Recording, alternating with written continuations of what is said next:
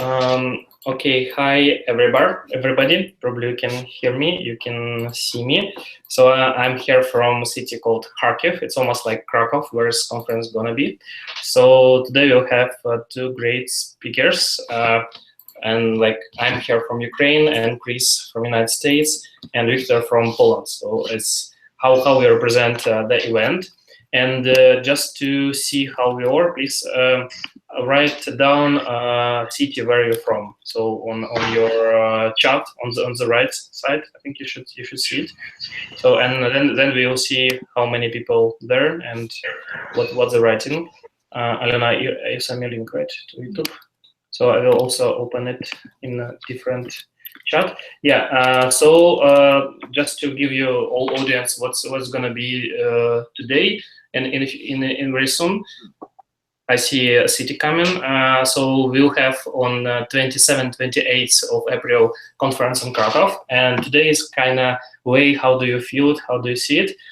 And we're trying to choose the best speakers with most interesting topics. I see people from Kharkiv, Warsaw, great, Dnipro, Yaroslavl, great with Russia, I guess. And also, please write down position of in your company. What do you do? I mean, maybe you're a software developer or something else. Also, just fill it over there. So see who else around. Yes. So we'll have for each speaker around 20-25 minutes. It'll just be what we discussed with them overall. Okay, I'm using Safari, sometimes forgetting.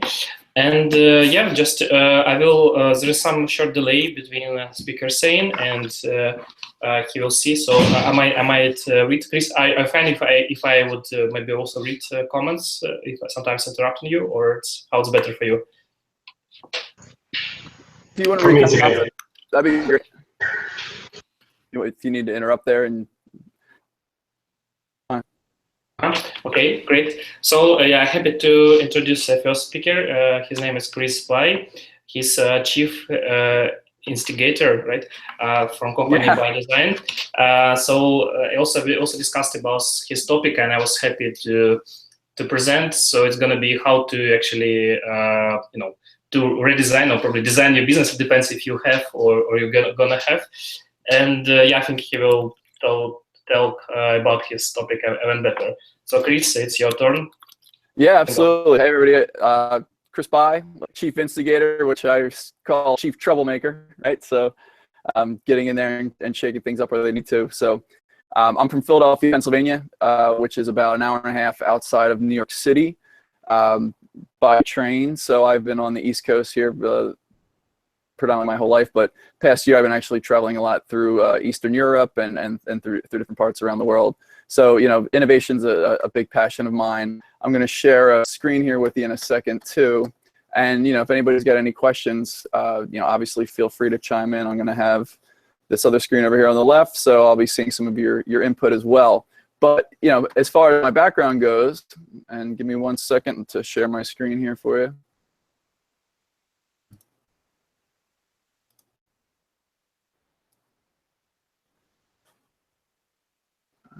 1 second.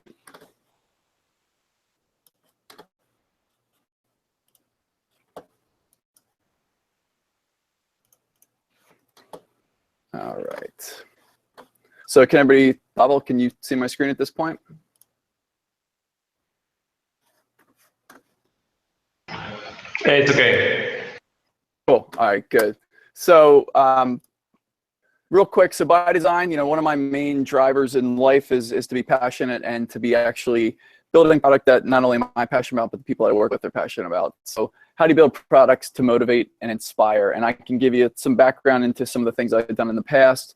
But we're talking today about how to design your business to accelerate and how to sell value versus commodity, right? So when you're in the commodity business, and when I talk about commodity, I talk about strictly providing service. You know, in America, we call, you know, sort of bodies and seats over time. And, you know, those are sort of your one-off customers that come along.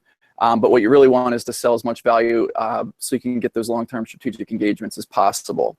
So, you know, just a quick my previous company that I had started in Philadelphia was called Tonic Design.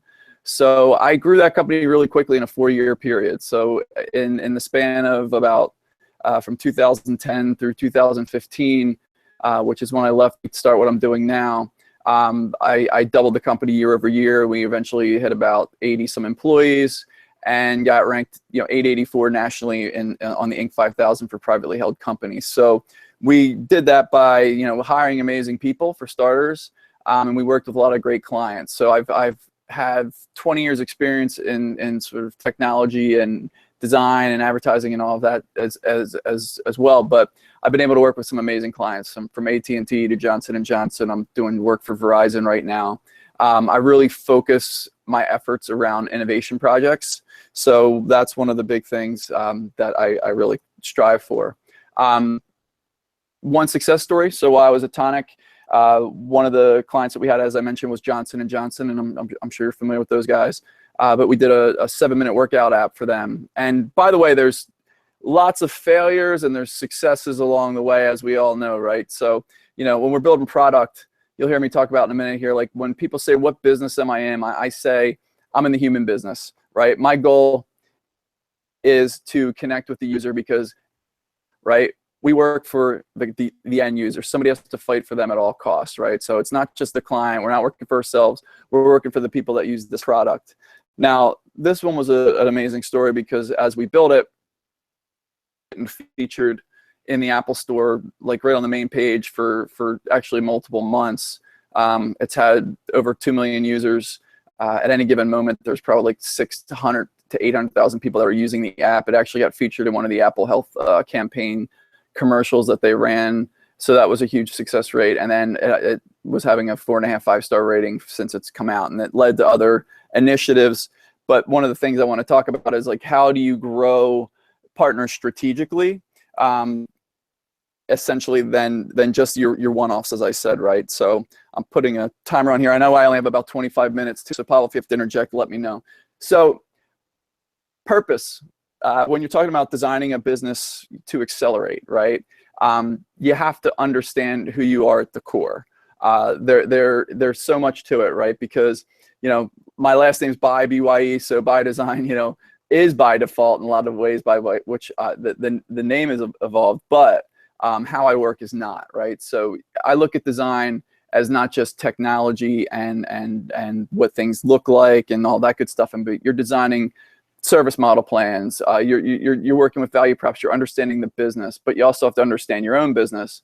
And if you don't have a purpose, it's going to be the company that it becomes over time, not the company that you want it to be. So that is something I kind of strive for. So, a motto that I have and my team has is, we're going to wake up every day and make a positive impact in people's lives through technology and innovation, right? I'll just cut out the screen for 1 second so you guys can see me here a little bit too.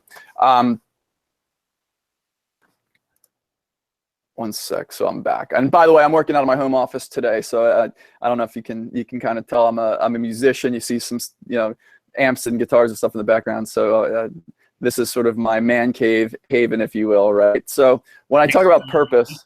Yeah, just for people, yep. We're curious, what the sticks you have on the wall? The sticky notes on the wall over here. Let's see, I can turn this other camera. So my whole house is decorated with sticky notes. My wife loves it. So a lot of work that I do, when I start talking about design and strategy work, it's really about adding value to the business, right? So you get into a lot of research all the way through the full execution. But when you sell strategy, that's where a lot of the value comes from, right? I talk about, having a purpose. But the biggest clients that I've ever worked for, and I've been able to sell some pretty large engagements in the United States,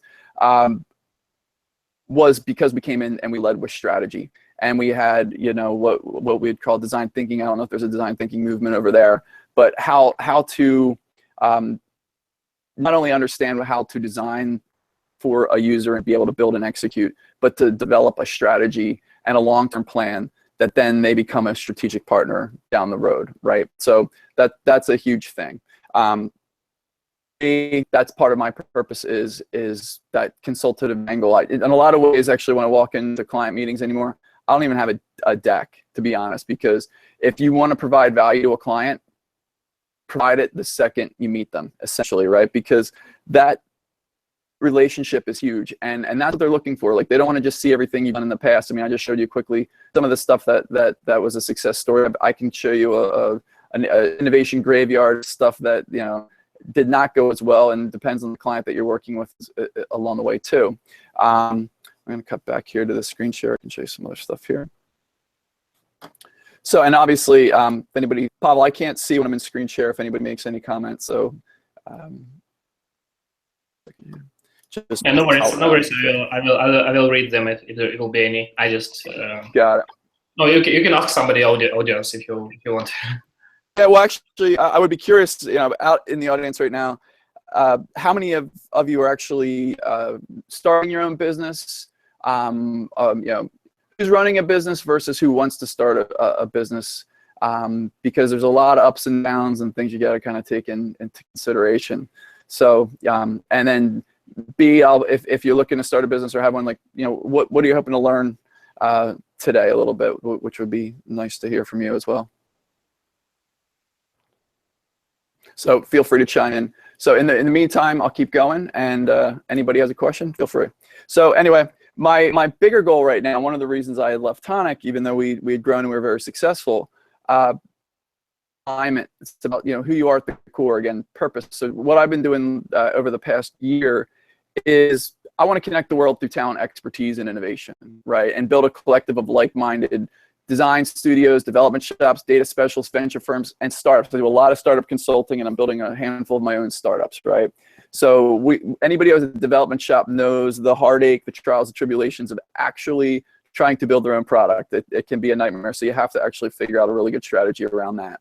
But, you know, having the ability to collaborate and innovate with problem-solving teams, you know. So people ask me, like I said, what business are you in? I'm in the human business, and one of the tricks that I find in this world is a lot of clients come to you in solutions mode. They already know what they want to build. What I say is you need to step back. When I showed you those Post-it notes and you saw some whiteboards behind me, we need to figure out what the problem is. Where's the hole in the marketplace? What's the unmet need? Human-centered design, like I said, we are advocating for the user at all costs, because if you have a beautiful app and the code is impeccable, if it does not drive business value, then it is not, it's a piece of shit, to be frank, right? So that's sort of my take on it. So if I'm not driving business value for the consumer, and I'm in turn driving value for the customer, I don't feel good about that, right? So right here, you're seeing the world is flat, which to me, you know, you hear a lot about what's going on in America right now, and Donald Trump and all this kind of stuff. I'm not a nationalist, I'm a humanist, right? So I think globalization is extremely important. And I think working with people like you and the amazing people that I've met from all over the world has been overwhelming. And some of the lifelong friends that I've made along the way has truly been phenomenal, right? And I wish more Americans actually got out to explore, particularly, like, you know, we're going to Krakow in a couple months, and the off-beaten paths that some people might not go to, but that's where you find these hidden treasures about people. So, you know, as technology gets more complex, our role is to humanize it, to simplify it. The world's never been so connected, right? I mean, we almost are in device overload, nonstop noise at our fingertips constantly, right? So we need to find ways that is not just a push notification that someone says, how do I throw this away and get out of my way? And how do we engage them where they are and improve their lives, but add extreme amounts of value to it? And when you're in product development, you know, that is a huge component. So I'm talking a little bit about, like, what my why is, right? But if you haven't read a book, it starts with Why by Simon Sinek. It's a few years old. A lot of people already know what it is. I'm a huge proponent of it. But what makes you unique, right? Why do you do what you do? And if you don't understand what you do, and particularly if you're starting a new business or you just started, one of the biggest mistakes I made was when I first began being an entrepreneur. What happened was you slowly become a company that you're not expecting. It builds by default, you know, and again, work by design, not by default. So what you really want to do is know what your core values are, know what your purpose is, have a vision, write yourself up a business plan, do a business model canvas, right? If you don't know what a business model canvas is, hit me up. I'd be happy to share one with you. It's all about making, you know, finding your riskiest assumptions and knowing your competitive landscape, you know, what your value prop is. Most companies you work with don't even know what their value prop is, which is where I come in and I actually provide a lot of value, right? So think about that for yourself. You know, Walt Disney obviously is a customer experience whiz. If I've never been to Disneyland Europe, but the one in Florida has this amazing technology that they're running right now. But it's fun to do the impossible, which I love. But one of the quotes from Walt Disney that always resonated with me was, I don't make movies to make money. I make money to make more movies, right? So that's how I feel about what I do. I'm privileged to wake up every day and work on the things that I get to work on. And we're fortunate that we have these opportunities. And the fact that I'm getting to talk to you and connect, you know, across an ocean is remarkable, right? So we couldn't do this, you know, 15 years ago, 10 years ago, a little bit, but not like we can today. So let's get into sort of like, so we go from purpose, and I'm going to talk a little bit about like the nuts and bolts and what I do and what human-centered design is about. I talk about capital D innovation, right? And a lot of the entrepreneurs and people that I meet are folks that I rank on like sort of an innovation IQ, and some of them are very intelligent, and some of them have to be educated highly, right? So for me, you know, the three core pillars of any great project are going to run around design, data, and development. And that intersection where you see that capital D, that's the real value. That's delivery. But what you're not delivering is commodity. You're delivering value, and you're delivering results, and you're, again, trying to build that strategic relationship with that client. So over time, you're turning smaller projects into lifelong projects, hopefully. And you're great if you can get a client for 5 years. That's awesome. But you know, it's really key to understand that. So human-centered design is a huge, huge thing in the way that I work. Some people buy into it, some people don't. Some people say, okay, this gets into solutions mode. I need a piece of software. I have a start. You hear this a lot with bootstrappers and in that startup space. I know what I need. I need a piece of software. I need a prototype. I need this, this, and this. And then I go, wait, step back. Who is your market who is your end user? What is your value prop? If you can't tell me your value prop in 30 seconds, like it's an elevator pitch, then you need to go back to the drawing board, but we can help you figure that out. And how you do that is through research and iteration. And a lot of you have probably read Lean Startup and things of that nature. But you know, it's not about designing products for customers. It's about designing experiences for people, right? So one thing I noticed when I spent a month in a city called Kazan in Russia, and it was amazing. And they're extremely brilliant people, and I'm sure most of you are with technology, but design was not sort of at the forefront of the culture. Now, a lot of time in Denmark, design's baked into their culture. They live it and breathe it every day, just the way their systems are designed and everything else. So, you know, Jack Dorsey, who founded Twitter, had a great line. If you want to build a product that's relevant to folks, you need to put yourself in their shoes. You need to write a story from their side. Clearly, Donald Trump, I don't think got to read this message from Jack Dorsey, right? Because this is a very humanistic approach. It all starts with a narrative. So, you know, from my perspective, this is purpose-driven as well. You know, from by design, like we need to see the world through the eyes of human beings. We need to feel the pain, right? We need to know where the tribulation is. We need to understand their motivation, because if we do, then we can design outcomes. We're not just designing products. Like you need to get that mindset of, how do I design outcomes for clients? That's where the value is at the end of the day. That's why I don't really bring a deck into a meeting unless I have to pull it out of my back pocket, because I want to work with them right off the bat to figure out where their holes are. What in the previous screen here, unpack the unmet need. You know, I might, and by the way, like when we're done, if anybody's got any questions, you want to email or anything, like I'd be happy to answer them. You know, hop on another call or whatever needs to be done. Like I love meeting people. So feel free, but unpack the unmet need, right? So that essentially is talking about what is that undiscovered territory out there that nobody has really sort of touched base on. So that comes through discovery, right? And that comes through iteration and trials and all this and stuff, right? So I'm going to give you an example of what designing an outcome could look like. So designing an outcome, right? There was a guy by the name of Tim Prestieri who there's baby incubators, right? And there are these lights, blue heat lamps that are above and below the, or I'm sorry, above the baby. And the baby infant mortality rate is extremely high in the first 3 to 6 days of birth. And a lot of it's because their body's not kept warm enough. And basically what happened was moms were coming into the room and, oh, the baby's naked, I need to cover the baby. And they would put a blanket over top of the baby. So what he said was there's no such thing as stupid products, right? Or stupid people, I should say. There's no such thing as stupid people, just stupid products. And I agree with that because they need to be designed better. So what he came up with was, instead of actually just having a light from the top, and this is medical device world, right? But there's also a light from below. You put a blanket on the baby, baby's gonna live. Important thing to have happen, right? So, you know, design thinking is about, and it's about getting to the root of like unpacking again that unmet need. That unmet need in this case was the fact that the mother had an intrinsic relationship that she wanted to nurture that baby, and it's not her fault to want to do that, right? So that's really just smart medical design. I'll give you another one, and this one's a little, that one, but Tabasco, I don't know who's into hot sauce out there. I don't know who isn't into hot sauce, but Tabasco is a well-known American brand over here, at least. And they, you know, the story was the 70s, they were about to go out of business, right? And what happened was very close to bankruptcy. And someone said, you know what? The little hole at the top of this bottle is very small. When you go to, you know, use Tabasco, you get a little drip at a time, right? It's 8 millimeters in diameter. You know what could really help us sell more Tabasco? Let's make it 12 millimeters, right?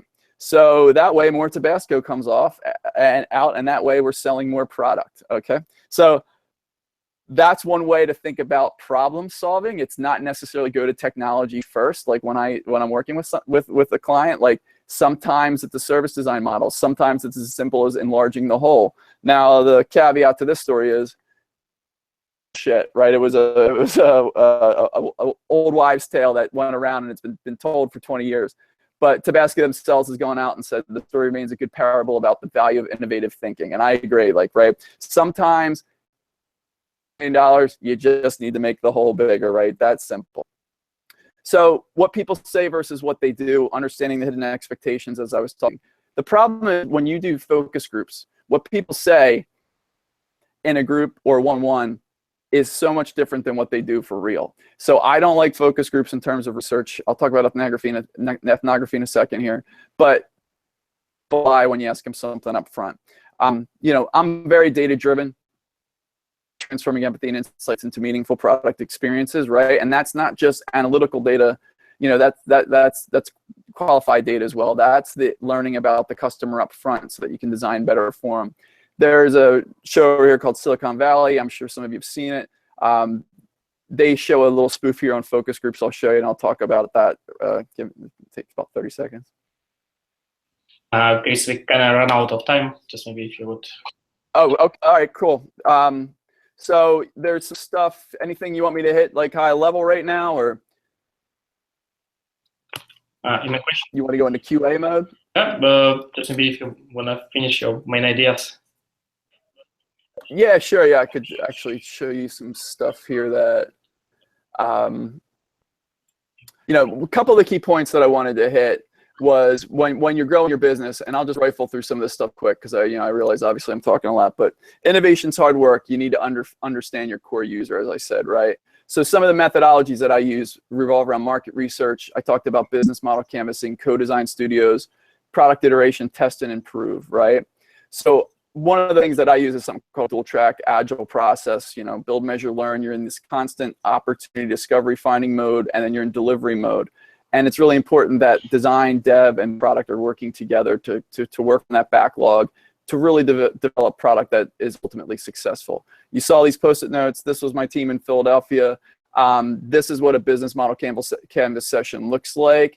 You know, you see up there business needs, known versus unknown problems. This is not just designers. This is developers. This is part of the product team. This is the clients as well. And we're integrating and working on a one-on-one basis. We're coming up with personas. We're coming up with task flows so that we know what we're going to build.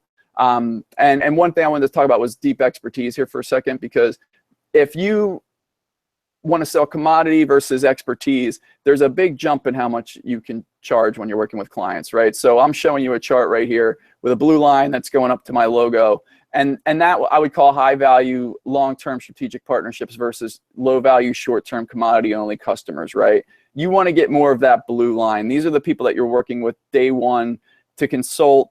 And your goal is to say, hey, you're going to give me $10 US, but I'm going to give you back $100 US. I'm not just delivering you a solution. Okay.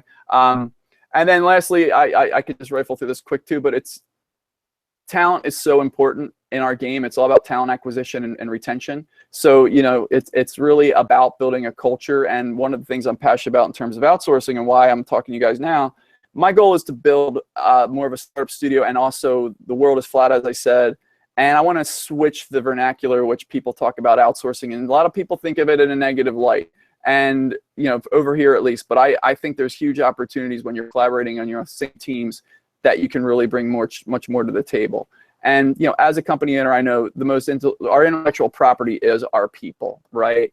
And you got to constantly invest in those people. So, Gandhi said, live as if you're going to die tomorrow, but learn as if you were to live forever. So I'm a firm believer in creating environments that people can have a community around, which entices them to innovate further, right? Because if we don't innovate, you're going to wind up in the innovation graveyard, right? And when the zombie apocalypse comes, one thing to keep in mind, you don't necessarily need to be the fastest. You just need to be faster than the slowest. So speed wins. You need to go. You need to run fast. You need to learn from your mistakes. And that's at a high level. A lot of the stuff. I'll talk more in Krakow if anybody's gonna. Or Krakow. I'm probably pronouncing that wrong, Victor. But if anybody's gonna be there, I'd be happy to talk to you guys about any of that stuff as well. So let me switch out of the screen share mode here. Okay, Chris. There's a few questions I will ask. Go for it. Marcos Bravo asking, how do you bring design thinking into the company culture? Well, that's actually, I would say that's something that starts from the top. So design-led organizations. Are you guys seeing me, by the way, video now, or you seeing my screen? No, we do see you. Okay, cool. All right, so there's you need to learn as much as you can about it. Design thinking isn't something that just happens immediately. It took me 20 years to sort of build that craft. So it starts with your mindset, right? So think about in terms of problem teams and designing outcomes, right? There's classes you can take. I know there's a lot of MBA programs and stuff in the United States. I don't know what's happening over in Europe. I would love to come to Europe if anybody ever wants to, have some training around some of that, because I'm passionate about talking about this stuff, and it goes pretty deep, So it's if you're open-minded to it, you incorporate it in the culture. But again, it starts from the top down, right? So if you're a culture that you're looking at spreadsheets all day and you're not thinking about the value of the customer, it might not be the right fit for you. Qualitative data and research and all this stuff is a hard sell. You have to have a lot of experience in understanding how to sell that value along the way. Sorry, just didn't switch my mic. Sorry. Again, question just from me, and then another from one guy. So you mentioned that you, as I got you as a design studio, as I assume you also do software housing development. So yes. You just mentioned that you trying to bring as much value as possible into your customers, to bring them, adding value by getting again deeply in their business. So yes. My worry is if you would really spend all time doing all the stuff instead of actually doing software development or design. So I mean, where do you find so much time? And where do you find so much talent? Because I think as your company grow, I think you should be more focusing on growing your company, but not only on your customers. How do you balance this? Yeah, good question, right? So that's where talent acquisition is huge, right? So it's the full end-to-end solution that you're talking about. So when you come in the door, I always say the thin edge of the wedge is that strategic. You're digging for pain, right? From a sales consultative model. That's how you should be looking for clients. It's not about advertising online and test target campaigns and things like that. It's about relationships. So when I sell projects, it's solutions. I'm not looking for those one-offs. I want to come in and do the strategic consulting, but I also want to build and develop and work with those teams on across the board, from design, data, and development along the way. So yes, from my perspective, I'm hands-on, but I'm hands-on at a high level, and then I have a group of people. So if you think about the United States, the way I'm setting things up are, I have core people that are here, right? But then I'm going to be working with a handful of strategic initiatives and shops overseas and around the world, so that you can quickly grow. There's a gig economy, there's a shared economy. The way people want to work is different, right? I'm not the type of guy that wants to be able to look over somebody's shoulder. I want to hire really smart people, and I want to say, you have a problem to solve and you need to figure out how to solve it. Whatever process and tools you want to use, that's great. But fortunately, I have a lot of amazing resources in that regard. And I'm always looking for people to collaborate with too. So guys, anybody out there that is looking for collaboration efforts, if you're a dev shop, you have a particular expertise, you want to reach out to me, or even design, you want to learn more about it, that's great. But Pavel's right. You need to, as you grow your business, find somebody to replace what you do and go a step above it. Find somebody to replace what you do there and go a step above it, right? Because you can get lost in the weeds doing the accounting all day long if you're trying to do everything by yourself, right? So, which is not where you're going to lose a lot of opportunity cost there. You're not going to be able to put your best effort into actually growing and driving your business forward. Thanks. And probably last question from Andy Style. So how to collect data from users if they are wrong in their statements in time of interview or questionnaires? So you're talking about, was that about question if they're wrong in their questionnaires? Well, there's no additional information, but just assuming. I'm going to make sure I heard the word correctly. You said the information in a questionnaire, correct? Yes, directly. Okay, all right, cool. So I was about to show you a video. Focus groups and questionnaires are bullshit, right? So the real research that you want to do is called ethnography, which is studying people on a human level. Sorry, phone's going off here. So when you're studying people on a human level, you're not asking them questions, you're observing. Remember what I said about it's not what people say, it's what they do. At the end of the day, you really want to get entrenched. An ethnographer is actually going to be somebody who in their houses, in their neighborhoods, they're following them around, they're actually entrenched in their lives, right? And these are usually people that you recruit to learn about a particular problem. And again, you're looking to uncover that unmet need through these people. So, I'm a huge fan of that versus, and on J&J, that project I showed you, we had ethnographic research done. We talked to hundreds of people one-on-one personally. You got to kind of siphon out the good stuff from the bad. But any research is better than no research. So if you do a focus group, you do there's like SurveyMonkey, there's things that you can do, very low-fi to get information. So as a designer, the more information you have about your user, the better. But one of the biggest mistakes people make is if I said, hey, I've got this mouse here, it's the most amazing mouse, and I'm testing this with you. This mouse cost $35. It's the greatest mouse ever. Would you buy it? And they say, yeah, I'd buy that. Do you find value in that? Yeah, I find value in that. Fine. Then you want to turn to them and say, then fine, give me $35. Oh, wait, hold on. Then also it changes a bit, right? So that is the difference between what people say and what they do. And people lie. So I mean, you got to remember that. Unless but when they don't lie is when they're putting either money on the table, they're downloading something, you're getting an action that you want out of them. Those are the results that you want. So hopefully I answered your question. Yeah, great. Thank Chris. So question is for the conference. I mean, how your topic gonna be different from what you wanna cover more on the event in Krakow? I have a whole bunch of stuff I didn't show you. There's a lot of customer experience work that I've done that I think would be great to kind of share with you. How to be more proactive in your pitch approach, right? How to recruit the top talent, right? That kind of stuff. That's one of the big areas of expertise that I have as well. And I want to talk more about what smart sourcing is and not outsourcing, right? Because it's a big world out there, guys. Like, let's collaborate with each other and find new and inventive ways. Don't be afraid to share. I want to talk a lot about open source and sort of sharing of knowledge. I know as a lot of product companies, you want to kind of close it off and not give up your secret sauce. It's very important to actually, every time I've shared information with people, it's opened up multiple doors. So things like that I would be talking about at Krakow. Very great. Thank you, Chris. So hope to see you live soon in Krakow, and I think audience also can do it. So yes. Yeah. So yeah, bye, and we shift into next speaker. Like how to say at last, but not at least. Wiktor. Wiktor, how do I pronounce your second name right? Is Żołnowski? Yeah, almost good.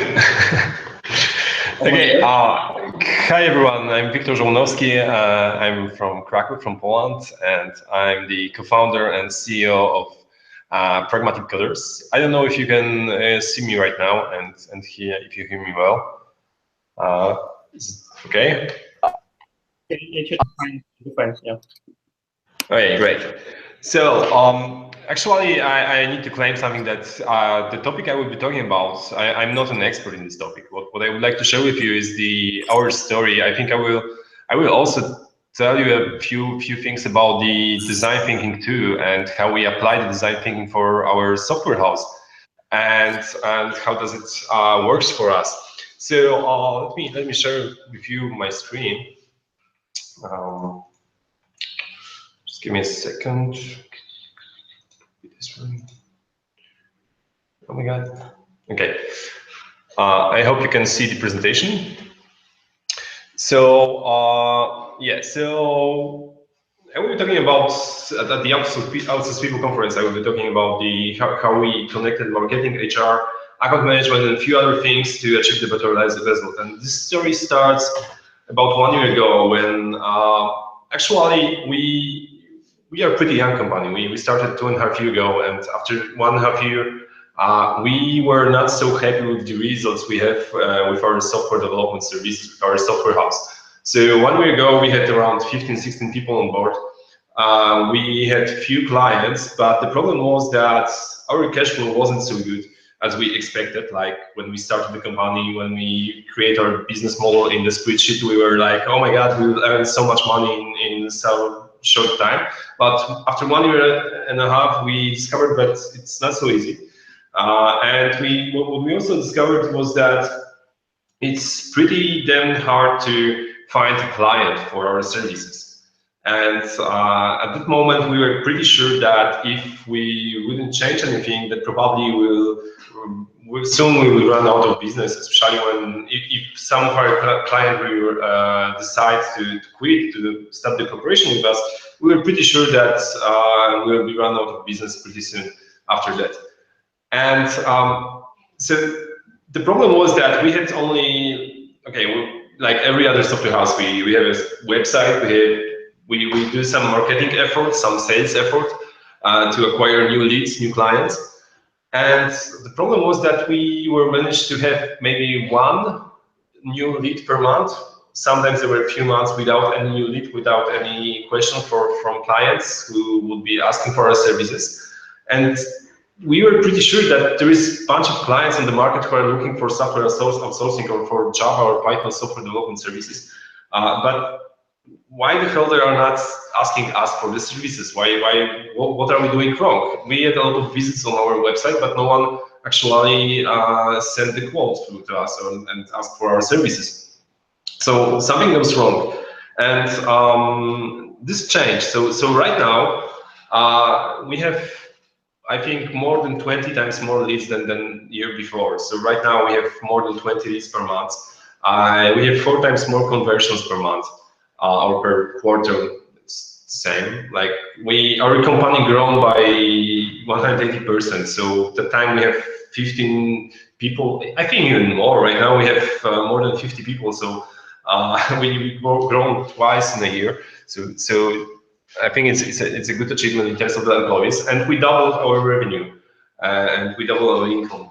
So what I would like to share with you today, and I will tell a little bit more about it during the conference, is actually how did we do that. So and you know, you may say double grow, it's not so much in a year. Actually, I would say it's the last 5 to 6 months when we actually grown. The previous 6 months was discovering what we are doing wrong and learning how to do it better. And this process is still ongoing, and I see the progress, I see the results of the changes we implemented, and this is why I would like to share it with you. As I said, I'm not an expert in marketing, I'm not an expert in this kind of stuff, but I would like to share with you some real cases from our story, and maybe it would be useful for you. So my background is I used to be an agile coach and consultant. I used to consulting many different IT companies. This is also why I started our own software house, because I've seen so many companies that were working wrong that I decided, okay, I will start my own company where people will be happy, where we will deliver awesome services to the clients and everything, and then we'll show them that it could be done better than everywhere else. So the quote that I often use and the sentence I often say to people was that if you want to change something, you really need to change something. I usually use this quote when people were asking me to help them with their agile transition or agile transformation in the organization. And usually what they are struggling with was that they want to change something, but from the other hand, they don't want to change anything in their company. And I remind this quote when I realized that we are doing something wrong in our company. And I said, okay, so if we are doing something wrong, and if we want to change this, we need to change something. And after some time of thinking, I figured out that what we need to change actually is our marketing. And we started from marketing. You may say, okay, but marketing, well, why with marketing? Actually, marketing is something more that most people think that the marketing is. Like, even my business partners used to think that, you know, marketing is something like putting a blog post on the Facebook and tweeting about it, and maybe some Facebook ads and Google AdWords, and this is the marketing. Actually, okay, those are some tools you might use when you are thinking about the marketing, but marketing is way more complex than that, and it's something different than that. So yeah, so I have a question for you, and it would be nice if you could write the comments. So in a situation when you are running out of business, so when you're running out of money in your business, and you see that, okay, you have some money on the account, but your cash flow is not satisfying, and your business is not stable, what do you do at this moment? So what are your ideas? Pavel, if you could read the comments, it would be good. Any ideas? Yeah, while people writing you, I will read answers. Like, there's also Alexander Perelli asked how many sales guys in your team? Actually, we do not have any sales guys. I'm the only one who is a salesperson. We have since January we have a marketing manager who is working with us and helping us with designing our marketing efforts. But actually, we do not have any dedicated salesperson. So me and my business partners, so the co-founders, usually are selling the products and talking to the clients or the potential clients. Okay, so people proposed, there's three ways people propose. Andy Steyer proposed things why. Alexander Perelli first proposed to cry. And then we ask who was reads. Okay, Marina Malash asking, proposing, looking for other approach to do this situation. Yeah, that's it. Andy Style think why it's happening, the root cause of this, and Ganna Maranchuk looking for the more customers. Yeah, this is exactly what we did. Yeah, we start thinking about what we are doing wrong, and we after 3 months, I think I haven't figured out what we are doing wrong. It's because the lack of the knowledge of what could we do better and what we are doing wrong. It's pretty hard to do. So what do you do when your business is running out of the money? The answer is simple. You hire extremely expensive consultant to help you. And actually, this is what we did. Yeah, we hired a marketing consultant company that actually helped us. And it's it may be silly, but they started with asking the questions like, okay, guys, what is your vision of your company in the next few years? What do you want to build? Like, how many people would you like to have in next year or in next 5 years or so? Or who is your clients?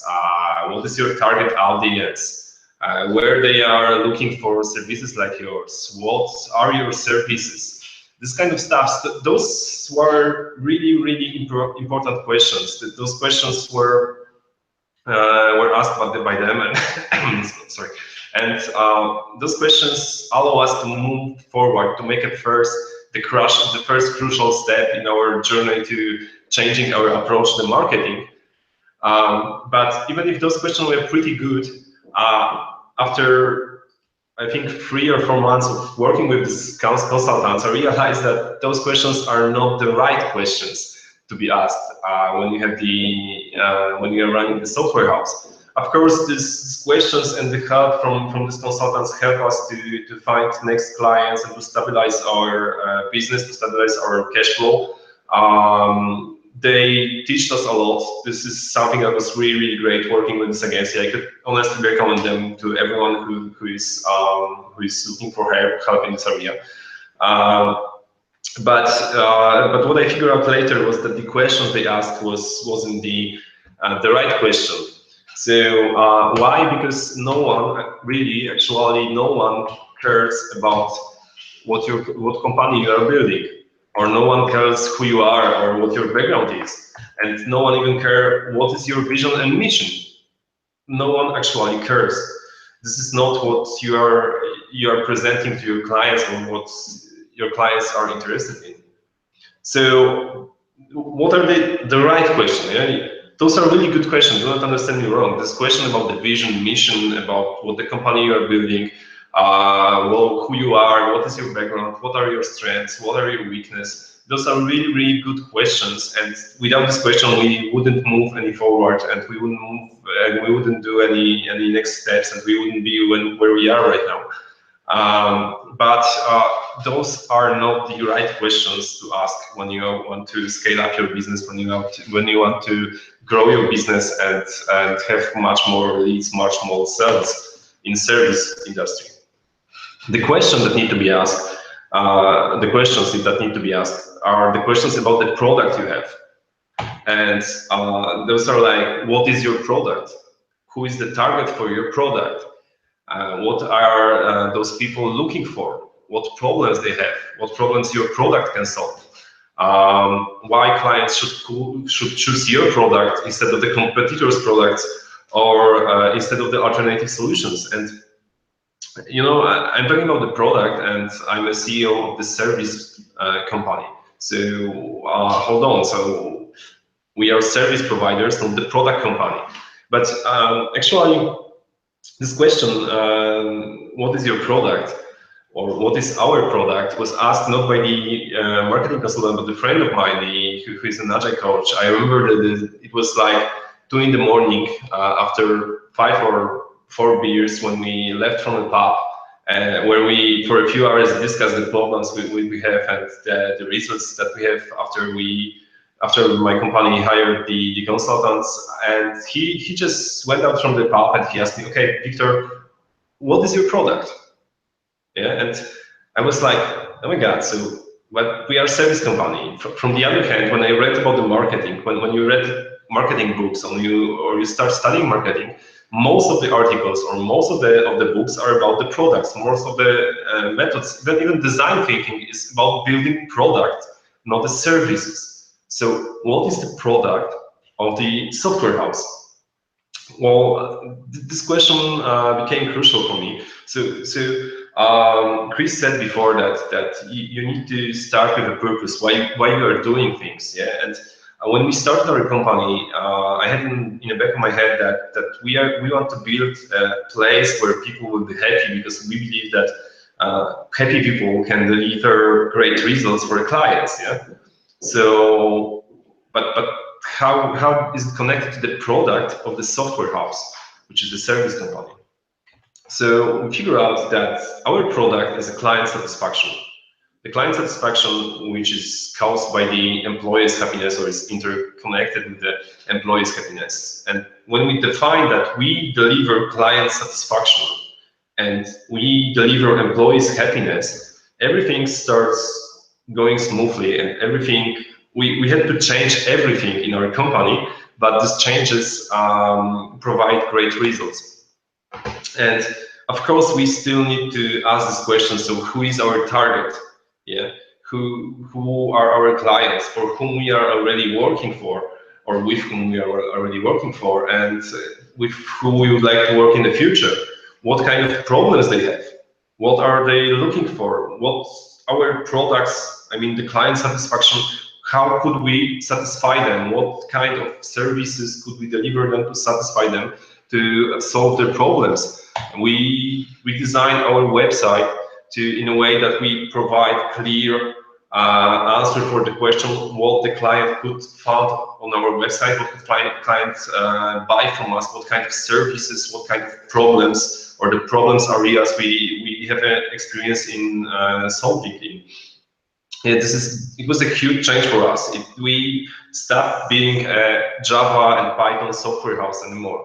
We became a software house that is operating in few various areas like cloud application development, e-commerce automation development, fintech software development, banking systems, Internet of Things, blockchain solutions. Those are the areas of the problems that clients have and the problems that we have experienced in solving in. And that changed a lot. Of course, it's required a lot of changes in our approach to the recruitment. Of course, we needed to hire the right people who have particular skills and experience, and doing this stuff around. And you know, defining the product, defining what your product is, the client satisfaction and the employee's happiness. Defining the areas of the problems your product is solving is not enough. What you actually need to do, you need to change everything so your product will be as good as you're talking about it. Wiktor? Yeah. Sorry, just people asking you like a few questions. First of all, Alexander Pirelli asking, does this advisor still working with you or not anymore? Once again, if you previously mentioned advisor, I'm wondering, and Alexander wondering if you're still working with him or no. So with these consultants, we agreed that we are hiring them for 3 to 4 months. We had a clear goal that our goal at this time was to stabilize our business, to find few new clients, so we will have stable cash flow and stable income sources. Sources of income, and the second part was that I wanted to learn a lot about the marketing, so I could hire our own marketing manager that we hired in January. So because I need this knowledge to recruit someone who would be good enough to follow what we started with this agency and to do the next. Okay, and Eddie Styles saying that. When you mentioned that you went from Java software houses to something more like specialized, he's saying that yes, but looking through your website, it looks like standard outsourced company website, and at the top it's just Python and Java development.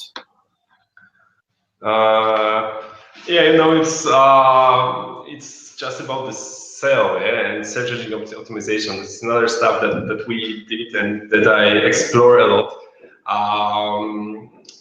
There is, I think this is a topic for a different presentation about how could you optimize your website and your business in terms of the SEO, so it will be easier to find you. But the root cause of the changes we made in our SEO was that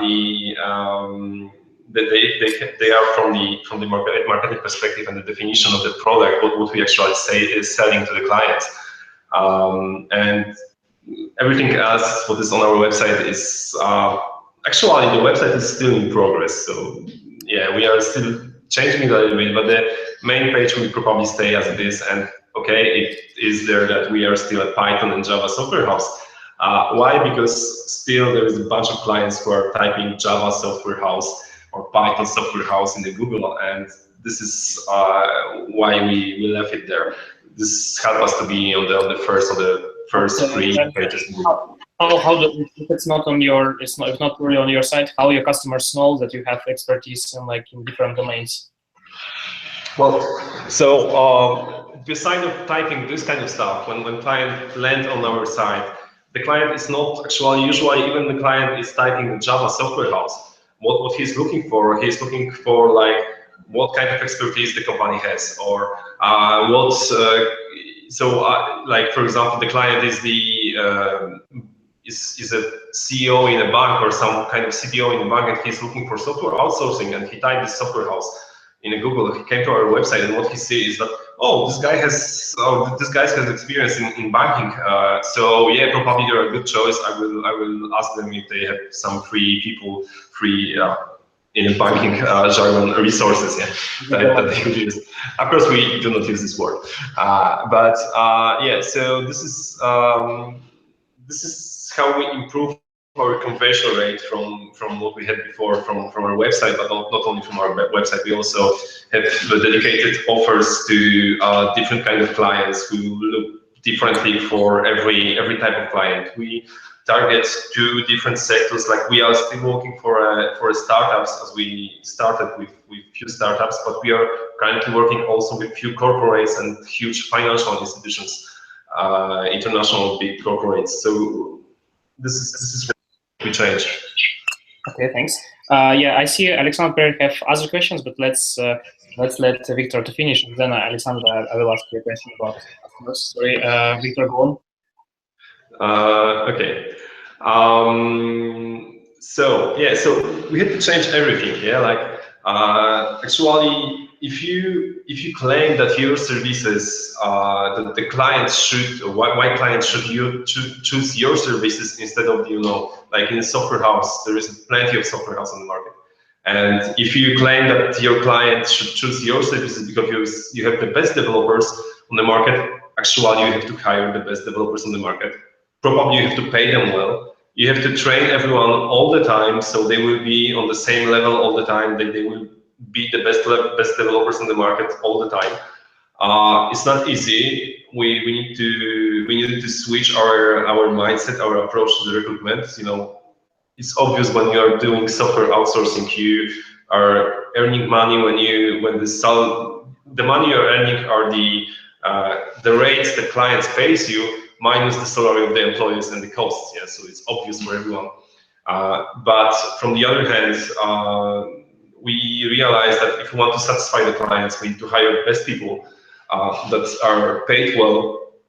Okay, we won't be earning so much money, but when the client will be satisfied, they start recommending us to the other clients, or they ask for more developers from us, so we start earning much more money on the scale effect.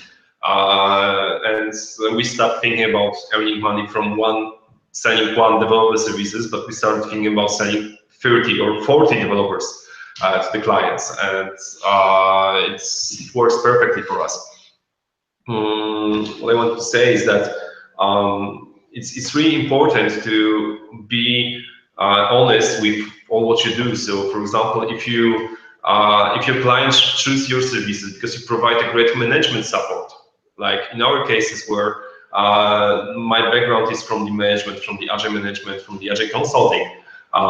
Actually, you have to hire the best manager and implement efficient process. In our case, it was pretty easy when we were small, when we have only 3 or 4 clients, 3 or 4 teams, like 15 people or up to 20 people. Then usually I was the person who could help each team right now, when we have more than 50 people and more clients, it's impossible for me to take care of all projects or clients. And of course, during the last few months, we had a lot of problems, a lot of issues, a lot of failures in terms of the project management and the taking care of our clients and our teams.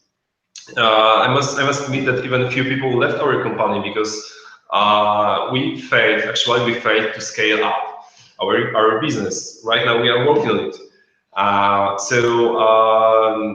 We hired the best managers who are actually taking care of the team and the employees' happiness and the client satisfaction. Actually, when you think about why clients should choose your services, it's not only why clients should choose your services, not the another software house or another service company. It doesn't matter if you're doing software house, software development, or other things, but you also need to think about why should they choose your services instead of starting their own IT department or hiring more people to the department they already have. What is the value added? It's also from the other perspective, like why your client should choose your services instead of hiring your people. Why our clients are, like someone is landing on our page, could go to the team tab and see, okay, this is the name of the developer, Google him on LinkedIn, poke him and said, okay, I will pay you twice as much as you're earning right now. Why the clients are not doing it, or why they shouldn't do this? So what is the value added to deliver? So if you say that you have domain expertise in some particular areas, you actually should have this domain expertise. Like in our case, it was in blockchain, where we spent a few months on exploring the area, on building some proof of concepts on that before we started advertising it. If you claim that you care about the employees' happiness, you need to be fair all the time, not only when you are dealing with your employees, but also when you are communicating with the candidates who are applying for job. Even when you are, like in Krakow, we have a bunch of communities of, Django girls, Java user group, and other stuff like this. And you need to be fair with these communities too, so you need to be involved in this. If your client satisfaction is number one, like in our case, and this is something we at the beginning we were like, okay, we think that this is something that is important for us.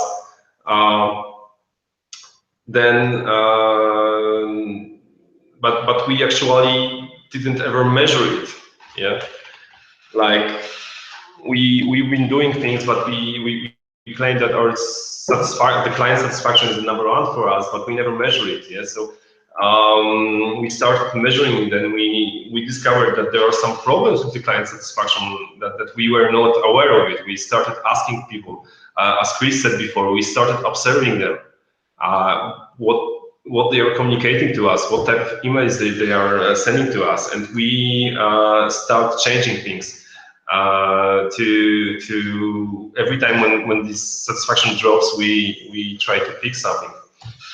And of course, some of you may say that, okay, in our case, clients should choose our services because we are the cheapest on the market, which usually is the case in terms of, like Belarus or Ukraine, even Poland still, Polish software houses, that we are just cheaper than the services in the UK or in the US. And it's still okay. It's not a problem. And it's also, I think it's a good thing to advertise or to build a marketing around, that we are cheaper and still we are okay, and our quality is okay. It's still okay.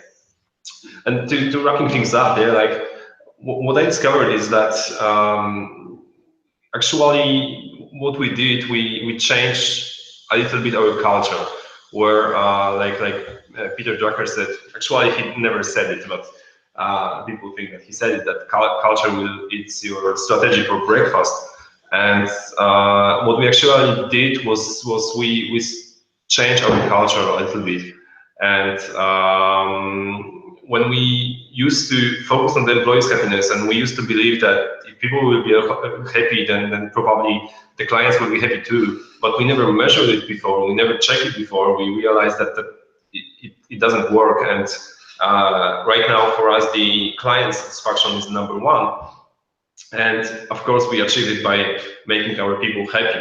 And this approach works much better. And as I said, there is a bunch of different stuff that we changed around, like this CEO optimization, like this providing solutions for particular clients' problems.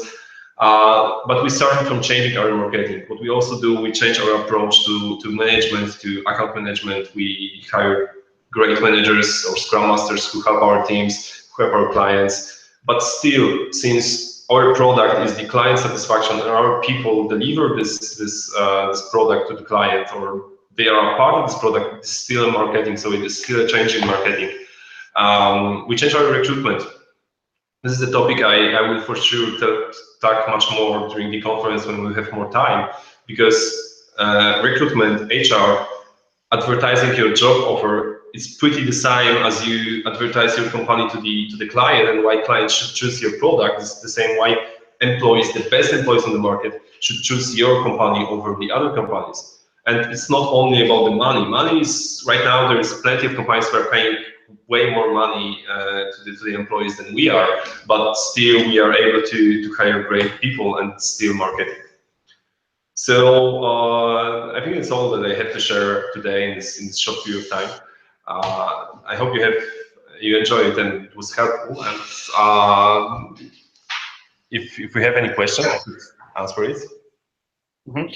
Thanks, Wiktor. It was very valuable because you shared your story, and it's I think touchable for many of us. We faced every day the similar problem. So just maybe a few questions from Alexander Piril.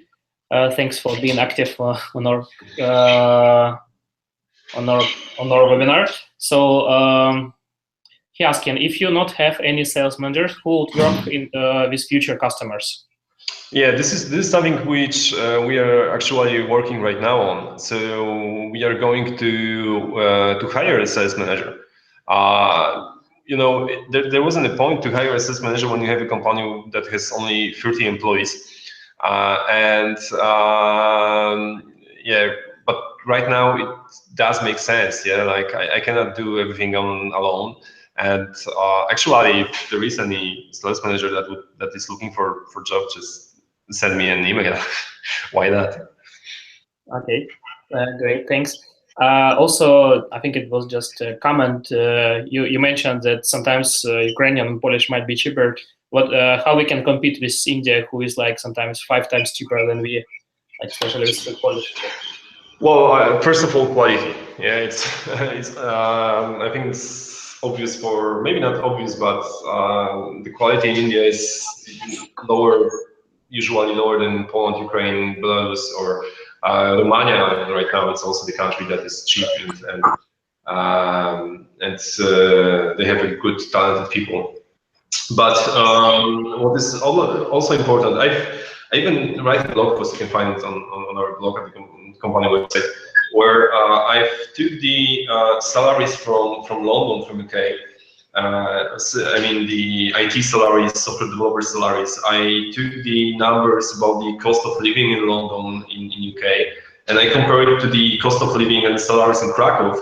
And it appears that Polish developers in Krakow, even if Krakow is one of the most expensive cities to live in Poland, just after the Warsaw and probably the Gdańsk or this kind of city, so it's still the Polish developers, with the salaries they have, they could earn much more money, or they could save much more money than the developers in UK, in London.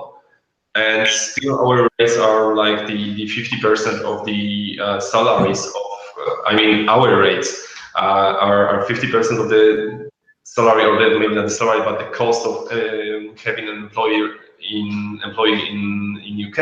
So it's still more beneficial to hire really talented people in Poland, who I mean, the UK clients pays, let's say, even the same that they pay for the employees to the employees in UK, or a little bit less. But those people are much more motivated, much more happy with the money they have than the people in UK, because they can save more money.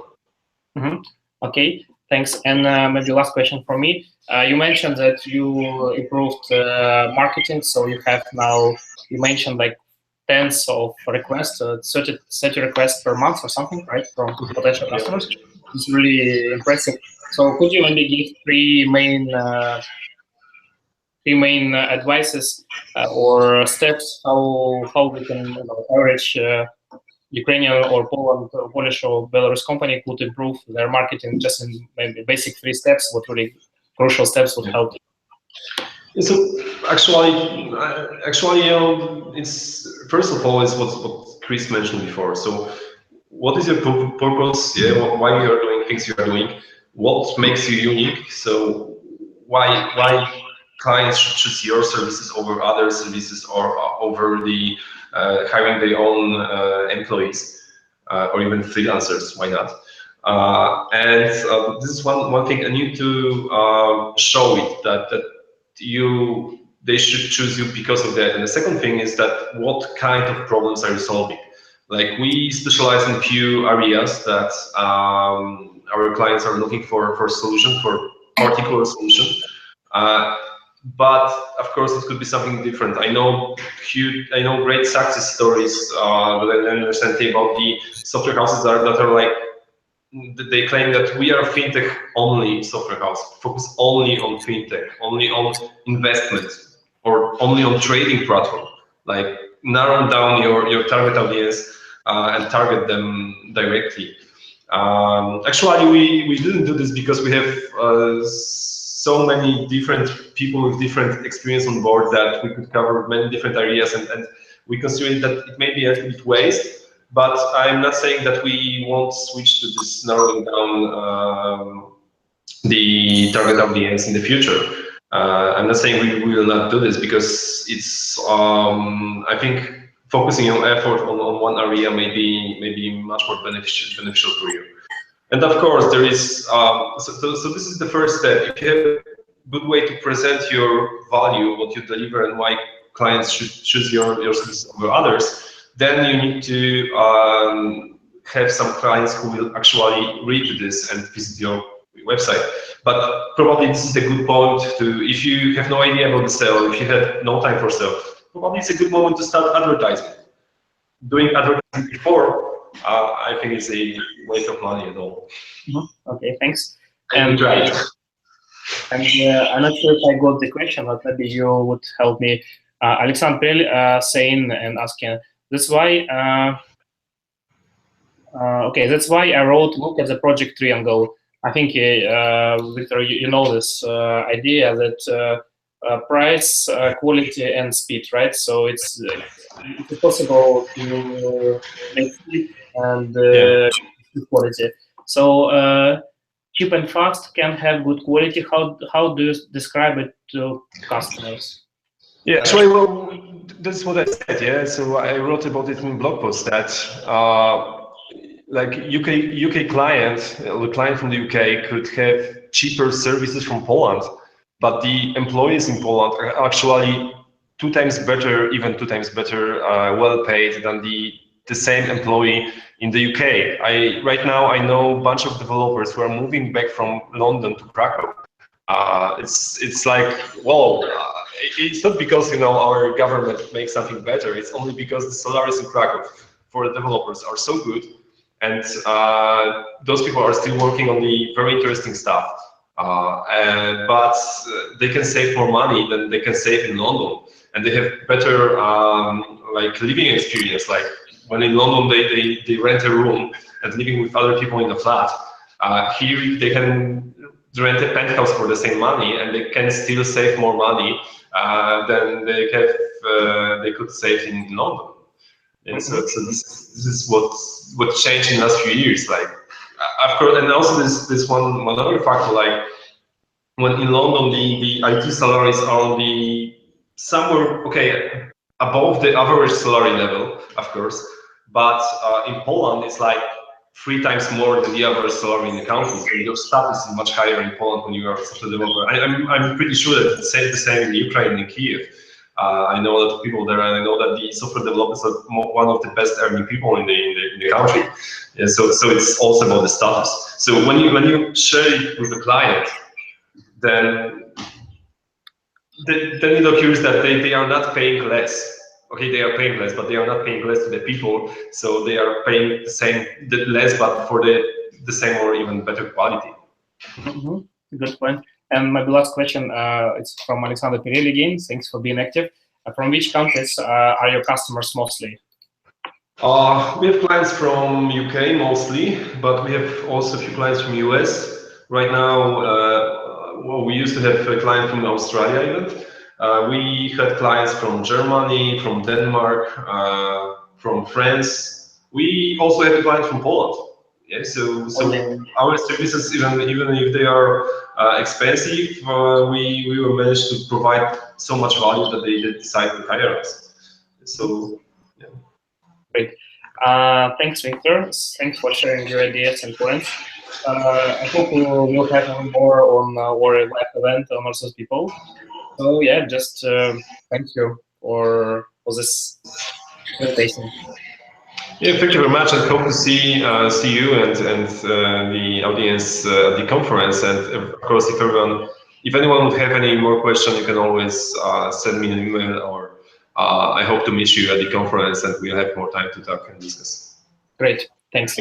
So then, for everybody who are still here, I propose actually you might win some prize, which you can use or can't. Or you will not. So it's actually a special discount for our event. So just look precisely on our presentation, and then during this presentation, I will ask some question. If you answer on who's answer the first one, he will get special discount for our conference in Krakow. And you also might, even if you're offline, if you're not going to leave, make it live presence, you will have at least discount on the like good discount on the records. So as you saw, Wiktor and Chris, they were both like one of our, I think, best and most interesting speakers of our conference. And it's what's conference about. And by the way, just press plus if you already heard of this or you've been there, or minus if you maybe first time that you see on this webinar.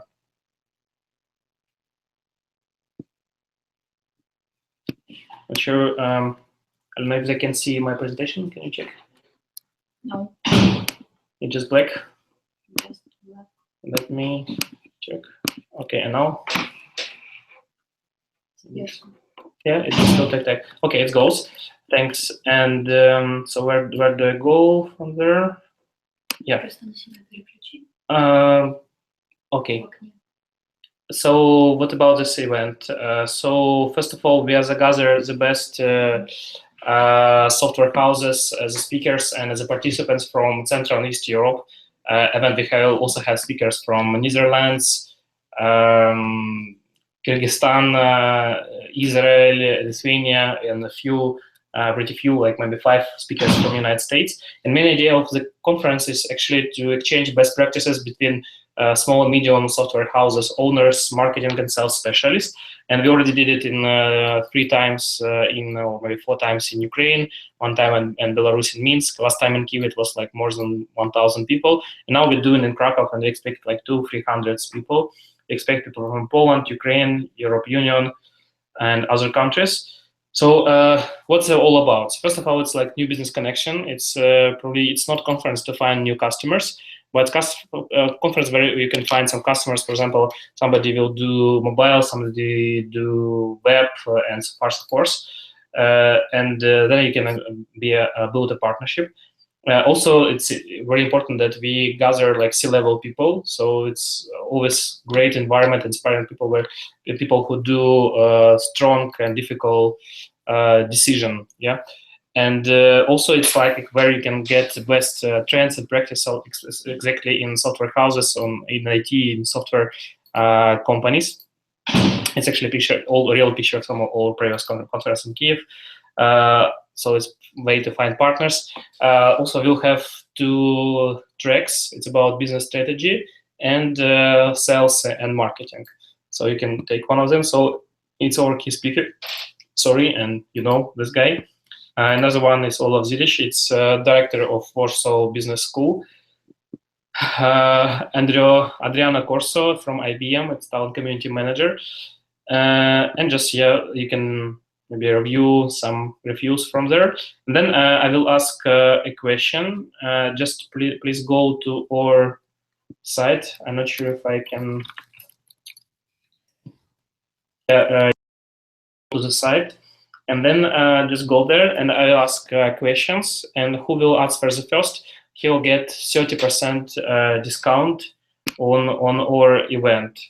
I will ask the question. So first question to you, our audience is, what's the name of speaker from Singapore? So just write down, and while you are searching, I will continue to talk about conference, and we'll check who will answer the first one. And it's also interesting that we will make this conference in city Krakow. And it's not only a beautiful, great destination to go to the small vacation in the start of May, especially there's holidays also in Ukraine and Belarus and Poland, for example, there's audience from there. But it's also a main IT center of Central and East Europe, which is really driving, which is growing very fast, and support. We have great support from audience, from local partners, and for Alexander Peril, you're right. So it's Alexei Kirlyak. So he is like a speaker from Singapore. He'll get 30% discount. And we have another question. So it's another 30% discount for person who will tell name of the hotel actually gonna be the conference. Yeah, it's true. Alexander, he's based in Singapore now. Another question: what's the name of hotel where it's gonna be conference? And for those people who are not gonna win or discount, you can use this usual discount for 10%, and then you should put the name of this city, also nice city, almost as Krakow, but not as much. And then you can also win. Alexander, just anybody can use this Control A. So what's special about me? So I believe it's, since you as a specialist of software companies, software houses, and you constantly stay in the same environment, doing the same work day to day, I'm sure there should be some place where you can go and meet new people, get new ideas. So otherwise you're kind of stuck in the cell. So it's like the place where you can really be inspired and get new idea. And yeah, Katerina Antipchik's right, you got the second prize. It's called Park in Radisson, Krakow, right? So you got second discount. Alexander Peril and Katerina, please just write down me in Facebook. So I will provide you this special discount. Find me Pavel Obot and write down me something, because otherwise you will not be able to add. And then we'll ask last questions. How many speakers are gonna be from the United States this time for us in the program? And just maybe just please proceed. And this is gonna be last question. Discount for 50%. So you can, Alexander, Katerina, you can also try to find. So you can use any of your secret source. Just number, and who will write down the first right answer, he will get the prize. Yeah, also, yeah, thanks. Alona is adding stuff. So how many speakers we'll have from United States? Yeah.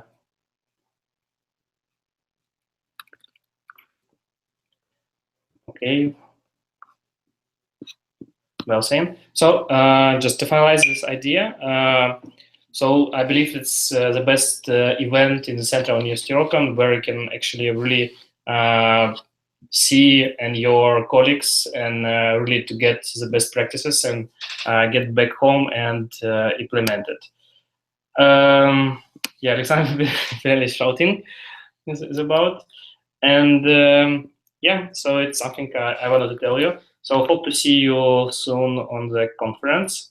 And if you still have this answer for the last discount, just write down me in Facebook. So thank you very much for being with us. And yeah, Alexander, right? you got the discount for 50%, so you can actually give somebody a discount for 30%. So you can use them both for this event.